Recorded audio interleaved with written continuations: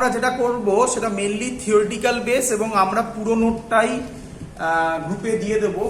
Maximum লোক এটা note করেই করে নেয়, বাট আমি বোঝানোর পর আশা করব আগের দিনের যে ম্যাগনেটিজম অ্যান্ড ম্যাটারটা দেখেছি সেটা যেভাবে পড়িয়েছি একটা কনসেপ্ট এসছে, আশা করব এটারও একটা কনসেপ্ট আসবে, মুখস্থ করতে হবে না। কিন্তু যদি কেউ মুখস্থ করতে চায় তাহলে সেই রেসপেক্ট এবং কোশ্চেন যেরকম আসে তাতে মুখস্থ করে হয়ে যায়, কারণ বেশ কিছু বেসিক ডেফিনেশনস আসে এখানে। চলো শুরু করছি। এখনো জয়েন করে যাচ্ছিস? চল শুরু করছি আমি।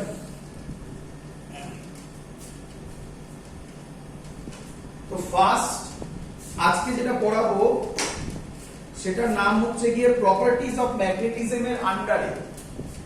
লেখা দেখ বোঝা যাচ্ছে কিনা? Properties of magnetism.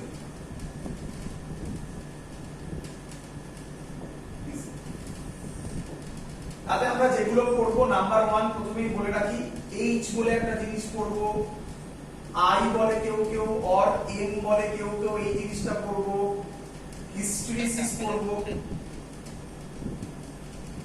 সিস পড়বো, হ্যাঁ, প্যারা, ফেরো, ডায়া, পরপর লেখা হয়নি, উল্টো হয়ে গেছে, এগুলো পড়বো। দেখা যাচ্ছে সবার? চলো যেগুলো কাদের যারা দেখতে পাচ্ছিস না তারা একবার বেরিয়ে গিয়ে আবার জয়েন কর, দেখ যদি কিছুটা ক্লিয়ার হয়। চলো এগুলো আমরা পড়বো, এগুলো আমরা বেসিক জিনিস পড়বো। এখন কথা হচ্ছে এগুলো পড়ার আগে তার আগে বেশ কিছু জিনিস আমরা একটু বোঝার চেষ্টা করব। আগে ভালো করে শুনবি। আমি এখন যে পোর্শনটা বলছি এটা বোঝার পর প্যারা, ডায়া, ফেরোর আর মুখস্থ পাঠটা আশা করব কমবে, কিছুটা থাকবেই বাবা, কিন্তু অনেকটা কমে যাবে। একটা ফিজিক্যাল নলেজ আসবে। ফিজিক্যাল নলেজ মানে হচ্ছে মানে ফিল করতে পারবি আমি কি বলতে চাইছি। তো আমি প্রথমে লিখছি কজ অফ ম্যাগনেটিজম। তোরা পড়েছিস এক একটা ম্যাগনেট, একটা মেটেরিয়ালের মধ্যে ম্যাগনেটিক প্রপার্টি থাকে। কোশ্চেন হচ্ছে কেন, কজ অফ ম্যাগনেটিজম। একটু থিওরিটিক্যাল লেখা, ম্যাগনেটিজম। নাম্বার 1 এ করে লিখছি, কজ অফ ম্যাগনেটিজম। নাম্বার এ প্রথমে হচ্ছে ম্যাটার, তার মধ্যে কি আছে, অ্যাটম। আমরা কি থিওরি ধরছি? বোরস থিওরি ধরে ভাবছি। যদি বোরস থিওরি ভাবি তাহলে এর মধ্যে একটা নিউক্লিয়াস আছে, প্লাস চার্জ, তার চারিদিকে ইলেকট্রন ঘোরাফেরা করছে। তোরা জানিস ইলেকট্রন মানে মাইনাস ই বা ই এরকম ভাবে লিখি মাইনাস। ইলেকট্রন যদি ঘোরে তার মানে সেখানে কি তৈরি হবে? একটা কারেন্ট তৈরি হবে। তার মানে যদি আমি ধরি এই দিকে ইলেকট্রনটা ঘুরছে, কথার কথা জাস্ট আইডিয়া নিচ্ছি, তাহলে কারেন্ট হবে এই দিকে। এটা তোরা জানিস ইলেকট্রন যেদিকে যাবে কারেন্টটা উল্টো দিকে হবে। তোদের শিখিয়েছিলাম কারেন্ট যদি এরকম হয় তাহলে এটা একটা কারেন্ট ক্যারিং লুপের মতো বিহেভ করছে। কারেন্ট ক্যারিং লুপ হলে এটা একটা ম্যাগনেটিক ডাইপোল মোমেন্টের মতো বিহেভ করবে, যার ফর্মুলা আগের দিন তোদের বলেছিলাম এম হয়, এম দিয়ে ডিনোট করেছিলাম আই এ, আরো ভালো কথায় বললে এন আই এ। এন ছিল নাম্বার অফ টার্নস, এটা একটা ভেক্টর কোয়ান্টিটি, কারণ এ একটা ভেক্টর কোয়ান্টিটি। বল এত অবধি সবাই বুঝলি কিনা?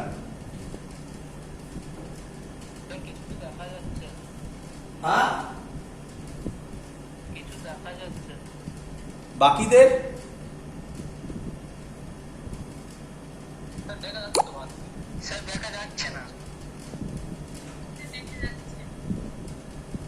সবারই কি একই অবস্থা?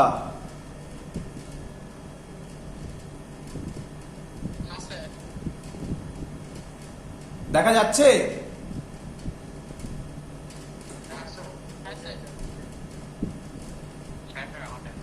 যারা দেখা যাচ্ছে না তারা বেরিয়ে গিয়ে আবার জয়েন কর। চলো আর বাকিরা শোনো। আর যার আমি বলে রাখছি আগে, যাদের একটু ট্রাই করবি, যদি তারপরেও যদি কিছু না হয় তাহলে ভিডিও থেকে দেখতে হবে, আর কিছু বলার নেই। তাহলে ভালো করে শোন, এত অবধি যা বললাম বোঝা গেল?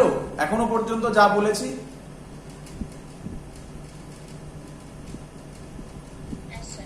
চলো ভালো করে শুনবে। এবার কোশ্চেন হচ্ছে ম্যাগনেটিক ডাইপোল মোমেন্টের ডাইরেকশন কি হবে। ম্যাগনেটিক ডাইপোল মোমেন্টের ডাইরেকশন আমি তোদের শিখিয়েছিলাম। আমি যদি এটাকে হরাইজন্টালি ভাবি, এটা হরাইজন্টাল প্লেনে হচ্ছে ধর, তাহলে শিখিয়েছিলাম হাতটাকে, মানে এটা কিভাবে ঘুরছে এইরকম, মানে আমি যদি এইভাবে আঁকি তাহলে তোকে বুঝতে সুবিধা হবে। এটা প্লাস চার্জ, কারেন্ট এই দিকে যাচ্ছে, তাহলে আমি হাতটাকে এই নেবো শিখিয়েছিলাম এই রকম, তাই তো ভেতরের দিকে যাচ্ছে। বা থামটাকে এইভাবে নেই, তাহলে কোন দিকে যাচ্ছে? এই যে থামটাকে এইভাবে নিলে কোন দিকে যাচ্ছে? নিচের দিকে। তার মানে ম্যাগনেটিক ডাইপোল মোমেন্ট কাজ করবে, আমরা এইভাবে দেখাবো। এটা হলো ম্যাগনেটিক ডাইপোল মোমেন্ট, নিচের দিকে। তাহলে এই ম্যাগনেটিক ডাইপোল মোমেন্টের ডাইরেকশন হবে নিচের দিকে। যদি কারেন্টটা উল্টো দিকে হতো তাহলে তাহলে কোন দিকে হতো? উপরের দিকে। বল বুঝলি কিনা সবাই?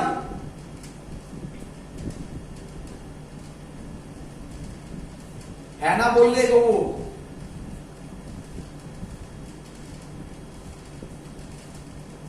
বোঝা গেছে? বোঝা গেছে?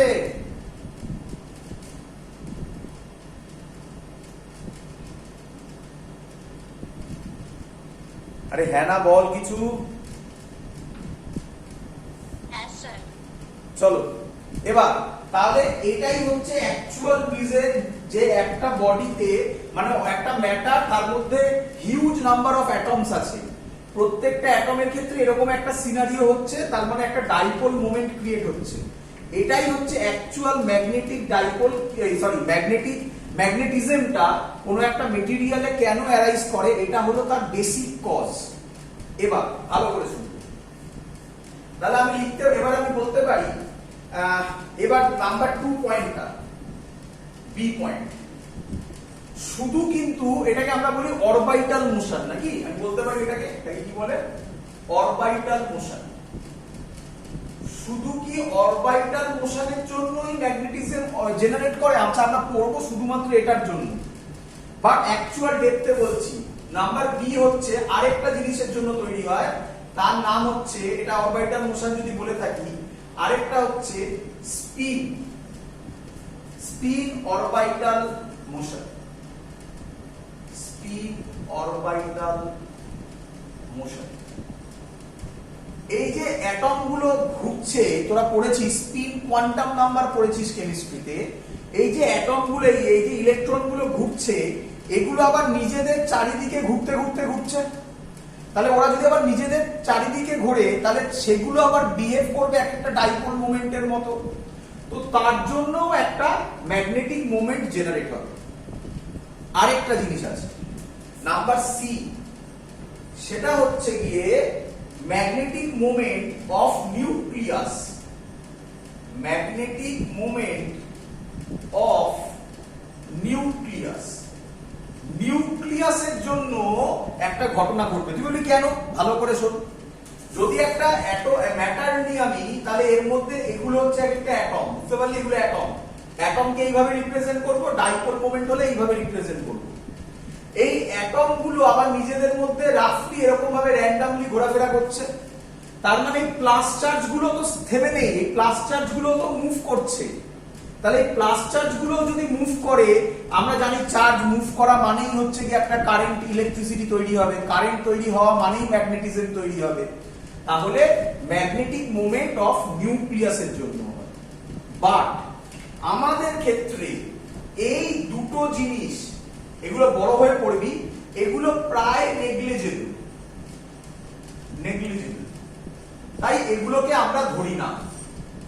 আমরা শুধুমাত্র কনসেন্ট্রেট করব অরবিটাল মোশনের ক্ষেত্রে। এটাই হচ্ছে কজ অফ ম্যাগনেটিজম। বল সবাই বুঝতে পারলি কি বুঝতে পারলি না?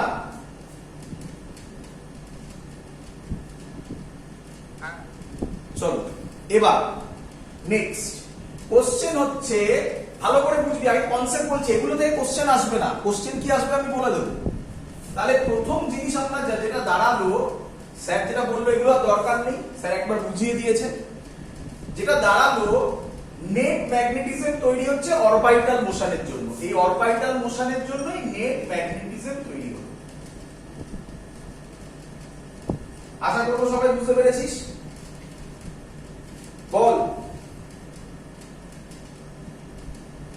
কিরে,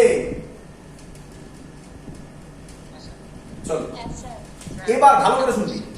কিছু কিছু এলিমেন্ট আছে, ভালো করে শুনবি, খুব ইম্পর্টেন্ট জায়গা বলছি। কিছু কিছু এলিমেন্ট আছে যাদের ক্ষেত্রে 2, 4 এই নাম্বারে ইলেকট্রন থাকে। যদি থাকে, তোরা কেমিস্ট্রিতে রিপ্রেজেন্ট করেছিস এরকম ভাবে, ভালো করে দেখবি। তোরা কেমিস্ট্রিতে এইভাবে রিপ্রেজেন্ট করতিস, এটা বুঝবি ভালো করে। যার মধ্যে দুটো আছে এবং এই দুটো, তার মানে এটার যা অরবিট, যা নেট ম্যাগনেটিজম হবে, এটার আরেকটা যে নেট ম্যাগনেটিজম হবে, একটা আরেকটাকে ক্যান্সেলড আউট করে দেবে। তাহলে বেসিক্যালি ইনিশিয়ালি নেট ম্যাগনেটিজম এগুলোর জন্য কত হয়ে যাবে? 0। এই টাইপের এলিমেন্টের জন্য এটা একটা এক্সাম্পল বলতে পারি হিলিয়াম। হিলিয়ামে কি থাকে? 1s2 নাকি? 1s2 মানে দুটো, এই লিখেছি। বল বুঝলি কি না?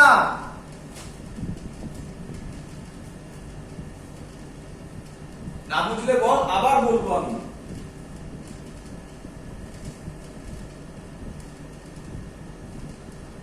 বল, একটু কথা বল, ইন্টারঅ্যাকশন না করলে আমি বুঝতেও পারবো না তোরা দেখতে পাচ্ছিস না। আচ্ছা, তাহলে খুব ইম্পর্টেন্ট 1s2, তার মানে হিলিয়াম টাইপের যদি জিনিসপত্র হয়, মানে যাদের এরকম লাস্টে দুটো আছে, মানে জোড়ে আছে যাকে বলি আমরা, তাহলে একটার এফেক্ট আরেকটা এফেক্টকে ক্যান্সেলড আউট করে দেয়। এটাকে বলা হয় জেনারেলি, রাফ কথা বলছি, রাফ, আরো ডেপথে যাব, এরা হয় ডায়াম্যাগনেটিক এলিমেন্ট, মানে যাদের ইনিশিয়ালি ম্যাগনেটিক মুভমেন্ট 0 হয়, নেট ম্যাগনেটিক মুভমেন্ট 0 হয়। বল বুঝলি কিনা? এগুলো হয় বেসিক্যালি, জেনারেলি বলে দিচ্ছি, এগুলো হয় জেনারেলি ডায়াম্যাগনেটিক। আর লিখলাম না, ডায়াম্যাগনেটিক। ভালো করে শোন, এরকমও আছে যাদের ক্যান্সেলড আউট হয় না। একটা এক্সাম্পল নি, মনে হয় ঠিক বলছি, সোডিয়াম। কেউ আমায় বলবি সোডিয়াম কত? 11। গুড। তাহলে সোডিয়ামে যদি 11 হয়, তাহলে এটা হবে 1s2, 2s2, 3s6,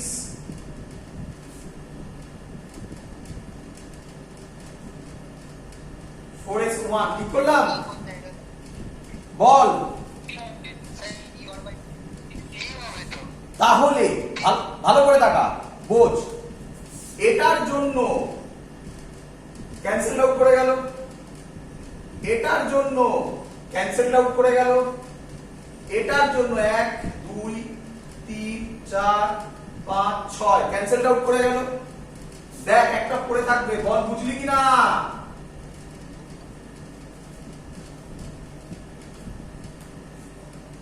বল।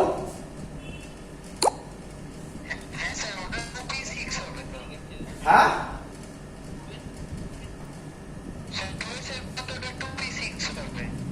এক মিনিট, আমি শুনতে পাচ্ছি না, এক মিনিট, কাছে যাই, না গেলে শুনতে পাবো না। বল। 2s এরটা 6 হবে?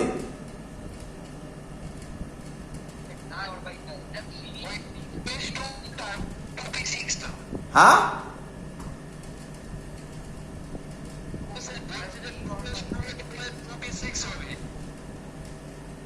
একটু লিখে দে, যেটা বলছিস সেটা একটু লিখে দে।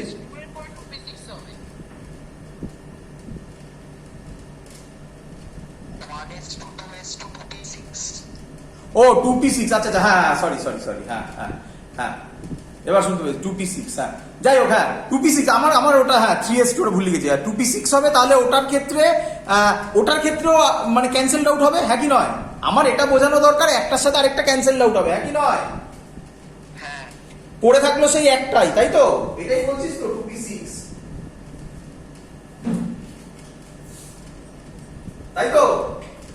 এবার এরা হচ্ছে জেনারেলি, ভালো করে বুঝবি, প্যারা অর ফেরো। আমি কিন্তু তাহলে বোঝাতে পারিনি এখনো পর্যন্ত what is the basic difference between প্যারা এন্ড ফেরো। আমি ডিফারেন্সে যাচ্ছি না, ডিফারেন্সের জন্য সুন্দর চার্ট দেবো, সেটা পরের কথা, কিন্তু বেসিক আইডিয়া বোঝ। প্যারা অর ফেরো মানে তাদের সিঙ্গেল একটা মানে নেট ম্যাগনেটিক মোমেন্ট থাকবে, যেটা ডায়ার ক্ষেত্রে ক্যান্সেলড আউট হয়ে যাবে। বল বুঝলি কিনা বেসিক জায়গাটা?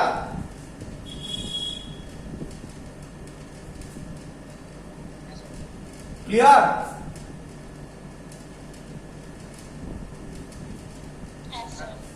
চলো এবার ভালো করে বুঝ। নরমাল অবস্থায় তাহলে একটা বেসিক আইডিয়া পেলি। নরমাল অবস্থায় একটা অ্যাটমের মধ্যে কি থাকে? তাহলে নরমাল অবস্থায় এক একটা অ্যাটমের মধ্যে ম্যাগনেটিক ডাইপোল মোমেন্ট ক্রিয়েট হয়। নরমাল অবস্থায় বলছি, নরমাল মানে বাইরে থেকে কোনো ফিল্ড নেই। এবং তারা কিভাবে যায়? তারা র্যান্ডমলি মুভ করে। র্যান্ডমলি মানে ভালো করে দেখবি আমার হাতের ছবিগুলো।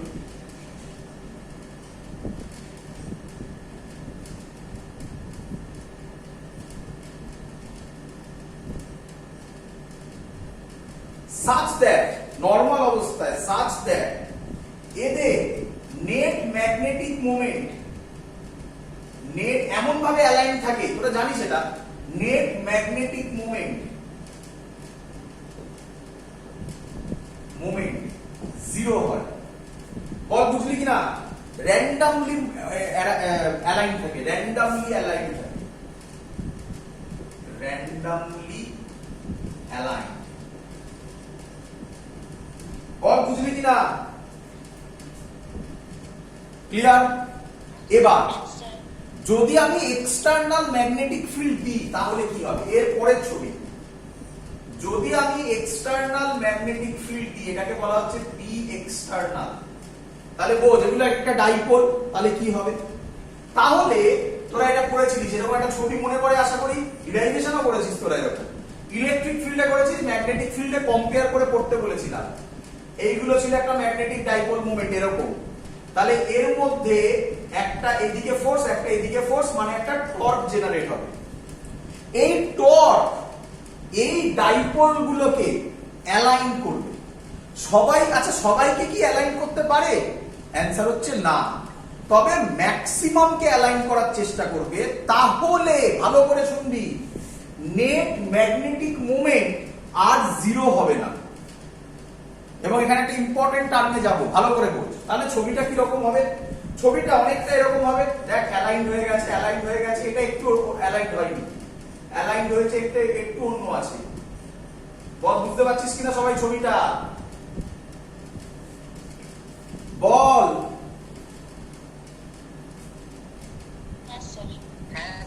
কোশ্চেন হচ্ছে এই অ্যালাইনমেন্টটা পারফেক্ট হলো না কেন? তার অনেকগুলো রিজন আছে, এটাকে আমি একটা কোশ্চেন আকারে বুঝিয়ে দিচ্ছি। কি অ্যালাইনমেন্টকে তাহলে কিভাবে ইনক্রিজ করা যায় যদি কেউ কোশ্চেন করে? তাহলে অ্যান্সার হচ্ছে, লিখে দিচ্ছি আমি, ইনক্রিজ অফ অ্যালাইনমেন্ট।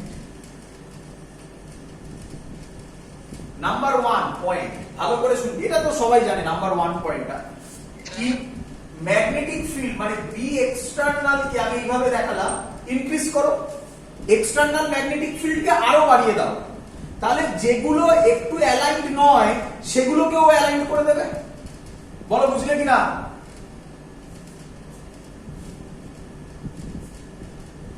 হ্যাঁ না বল।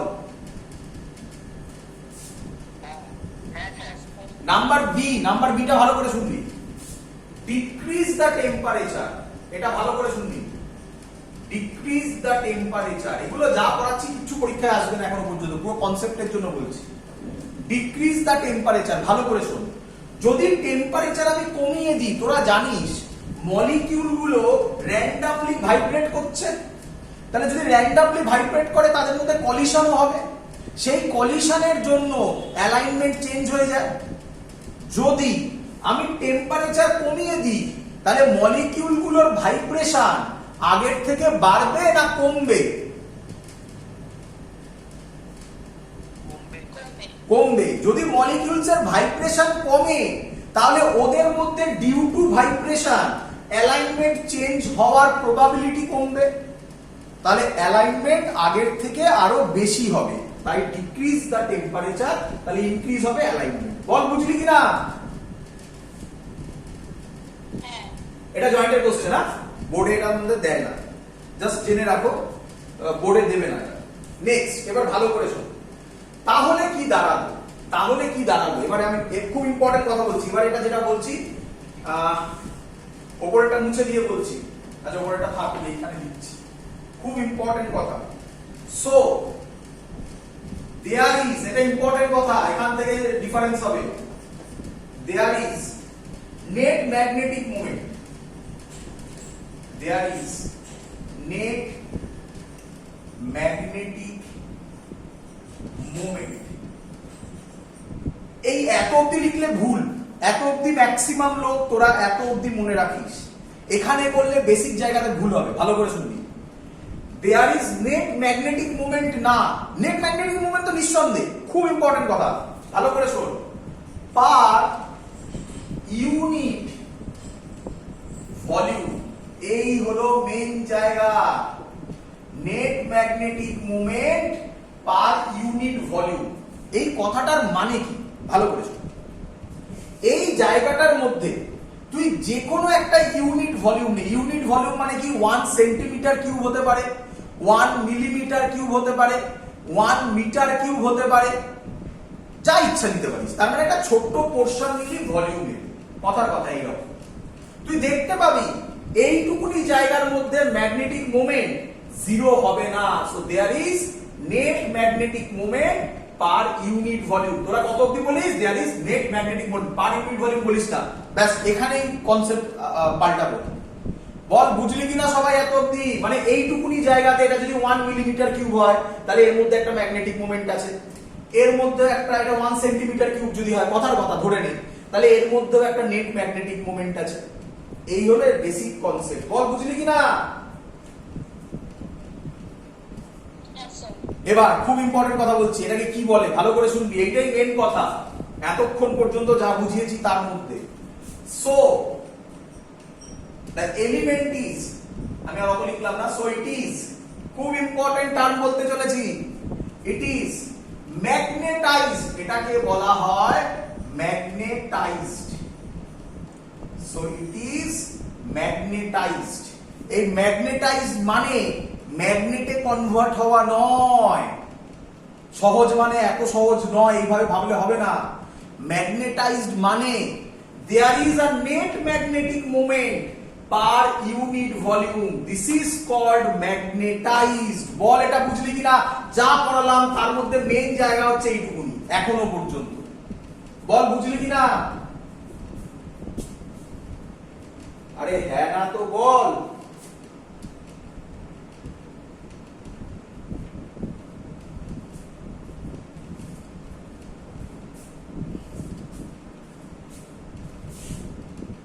ক্লিয়ার সবার?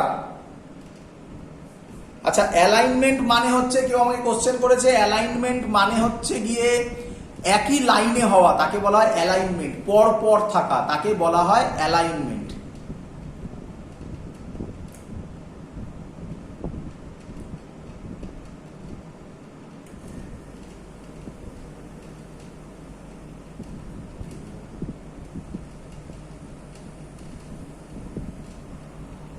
অত অব্দি বুঝেছি সবাই তাহলে? So there is a net magnetic moment per unit volume and this is called, it is magnetized. এত অব্দি বুঝেছিস কিনা বল আগে?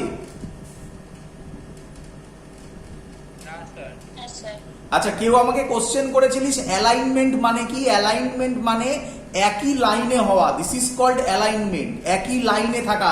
সেকেন্ড ছবিটা দেখ, এখনো ছবিটা মুছিনি আমি। সেকেন্ড ছবিতে প্রায় সবকটা একই লাইনে, আগেরটার কম্পেয়ারে। This is called alignment. Clear idea? এগোচ্ছি, ভালো করে শুনবি এবারে, ভালো করে বুঝবি, খুব ইম্পর্টেন্ট কথা বলছি। এবারে যেটা বলছি এটাও ইম্পর্টেন্ট।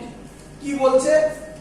বলছে, তাহলে এটা একটা ইম্পর্টেন্ট কথা হলো। এবার এটা মুছলাম আমি, এটা মুছলাম, এইটা থাকুক, এটা মুছলাম, এটা থাকুক। এটা একটা বি এক্সটার্নাল দেওয়া হয়েছিল।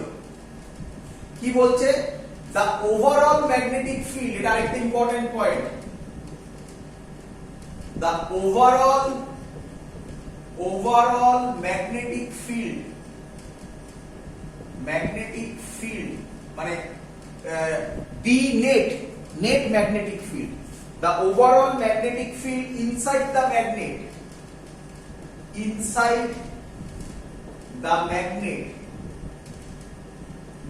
increases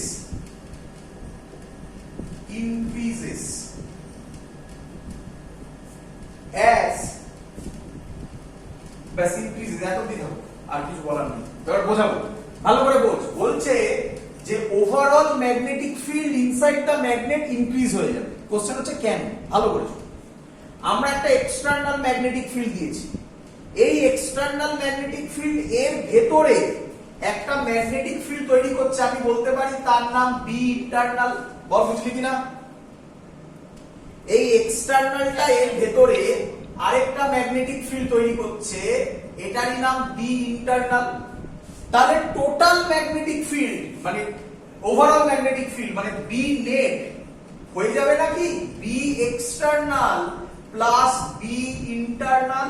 এটা একটা ইম্পর্টেন্ট পয়েন্ট যে নেট ম্যাগনেটিক ফিল্ড কিন্তু ইনক্রিজ করে যাবে। বল বুঝলি কিনা সবাই এত অবধি? চলো এবার আমরা যাচ্ছি, এবার আমরা পড়ায় মানে মেন সিলেবাসটায় ঢুকছি। এবার ভালো করে বুঝবে, দেখো আমার কত সহজে বোঝানো হয়ে গেছে অলরেডি, ভালো করে শুনবে। এবার আমরা যে জিনিসটা করছি এর নাম হচ্ছে গিয়ে, আচ্ছা আরেকটা কথা আমি একটু বলবো, আরেকটা কথা বারবার করে বলছি, ম্যাগনেটাইজড মানে কিন্তু ম্যাগনেটিক ফিল্ড নয়, বারবার কথাটা আমি বলছি, এটা তোমরা খুব ভুল করো। ম্যাগনেটাইজড এটা নোট করে লিখে রাখবে, not is equal to magnetized not is equal to magnetic field। magnetized মানে কি, আবার বলছি, বারবার করে এক কথা বলছি, net magnetic moment per unit volume, this is called magnetized। কেন magnetized হয় একটা বডি? আমি যদি এক্সটার্নাল ফিল্ড অ্যাপ্লাই করি, ম্যাগনেটিক ফিল্ড অ্যাপ্লাই করি, এক্সটার্নাল ম্যাগনেটিক ফিল্ড অ্যাপ্লাই করি, তাহলে এগুলো একটা অ্যালাইনমেন্টে আসে।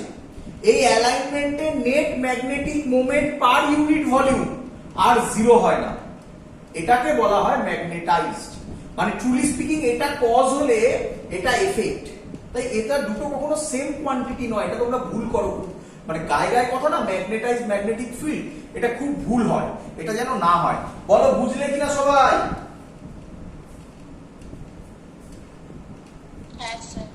চলো এবার আমি যেটা বলবো, তাহলে এটা তো প্রথম কোয়ান্টিটি নাম্বার 1 বলছে magnetization vector. Magnetization vector, magnetization, magnetized থেকে ম্যাগনেটাইজেশন, এর ডিনোট হয় আই দিয়ে হয়, কেউ কেউ করে, অর এনসিইআরটি তে করা আছে এম দিয়ে। অবভিয়াসলি ভেক্টর মানে মাথায় একটা অ্যারো হবে, এম দিয়ে। কি ম্যাগনেটাইজেশন ভেক্টরের ডেফিনেশন কি? পেয়ে গেছো ডেফিনেশন, অলরেডি তোমার হাতে আছে, আমি এম দিয়ে করছি, তোমাদের সুবিধা হবে বুঝতে, আই দিয়েও করতে পারো, আমি মাঝে মাঝে আই লিখে ফেললে একটু চেঞ্জ করে নেবে। এম এর ফর্মুলা হচ্ছে নেট ম্যাগনেটিক মোমেন্ট, আশা করবে বা তোমরা ধরতে পারছো, ম্যাগনেটিক মোমেন্ট পার মানে ডিভাইডেড বাই, বা দরকার নেই, net magnetic moment per unit volume, না ইউনিট ভলিউম আর বলো না, তখন ভলিউম বলো, কারণ এটাকে 1 করে দিলে তবে তো এম মানে নেট ম্যাগনেটিক মোমেন্ট আসবে। বলো বুঝলে কিনা সবাই? বল একটু কাছে যাই, কি বলি? বল ডাইরেকশন আসছি, ধৈর্য ধর, তাড়াহুড়ো করছিস কেন? ধৈর্য ধর না, আসছি, তাড়াহুড়ো করছিস কেন? বল আগে এত অব্দি বুঝলি কিনা? আগে ডেফিনেশনটাকে রিয়ালাইজ কর, ফিজিক্যালি ভাব যে স্যার কি বললো, কেন হলো, এইভাবে ভাব, এটা বুঝতে পারলি কিনা বল? আরে হ্যাঁ না তো বল।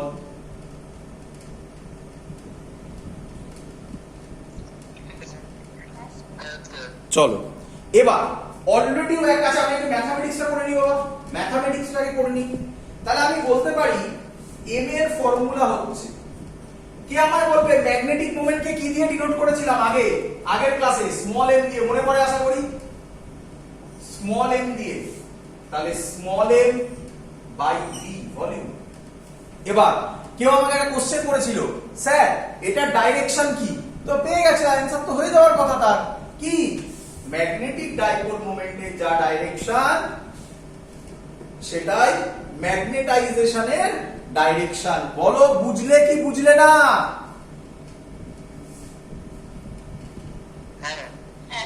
তাহলে অ্যানসার পেয়ে গেছো। যে কোশ্চেন করেছিলে এখান থেকে যে কথাটা বলছি এটা শর্ট কোশ্চেনে দেয়, পরীক্ষায় দেয়, ভালো করে শুনে নেবে। এর ইউনিট চাই। তো ইউনিট ম্যাগনেটিক ডাইপোল মোমেন্ট আগের দিন পড়িয়েছিলাম, যারা ক্লাস করনি ভিডিও দেখে নেবে। ম্যাগনেটিক ডাইপোল মোমেন্টের ফর্মুলা ছিল NIA। n মানে ছিল নাম্বার অফ টার্নস, ওটা বাদ দাও, তাহলে অ্যাম্পিয়ার মিটার স্কয়ার এরিয়া, আর ভলিউম হচ্ছে মিটার কিউব। তাহলে ইউনিট হবে অ্যাম্পিয়ার মিটার ইনভার্স। এটা পরীক্ষায় দেয়। অ্যাম্পিয়ার মিটার ইনভার্স কার ইউনিট? অ্যানসার হচ্ছে ম্যাগনেটাইজেশন ভেক্টর। বলো বুঝলে কিনা?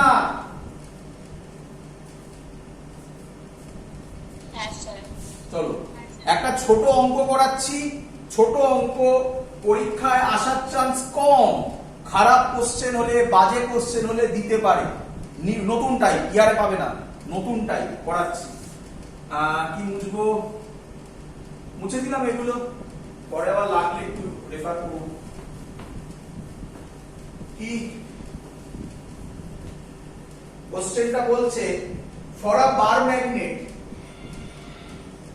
ফর আ বার ম্যাগনেট, পারবে সবাই আশা করি, উইথ পোল স্ট্রেংথ, আগের দিন শিখিয়েছিলাম, with pole strength, STRENGTH। Pole strength কি দিয়ে ডিনোট করে? Q সাফিক্সে m, আগের দিন শিখিয়েছিলাম। লেন্থ 12, লেন্থ কত বলেছে? 12, and cross section area, and cross sectional area A, cross sectional area A. Calculate